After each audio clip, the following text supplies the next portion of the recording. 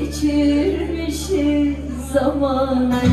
Yüce dağ dedim, duman sardı başımı.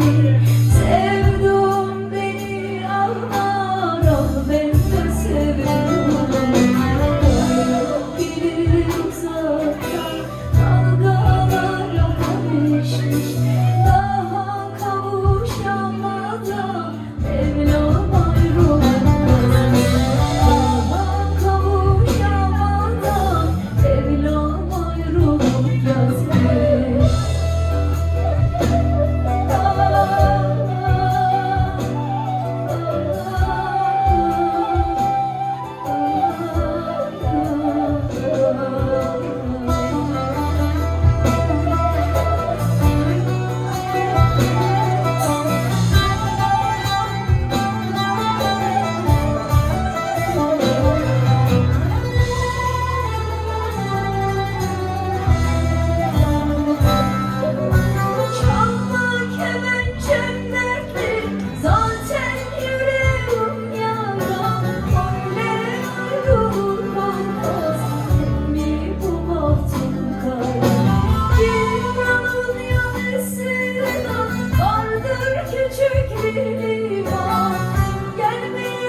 Göz göze anlarımda yandım. Yüce dağ devirdim, duman sardı başımı.